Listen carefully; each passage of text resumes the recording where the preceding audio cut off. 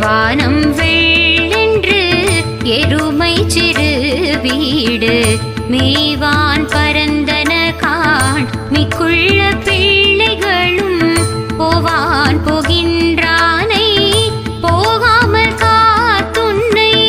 கூவுவான் வந்து நின்றோம் கோது கலமுடைய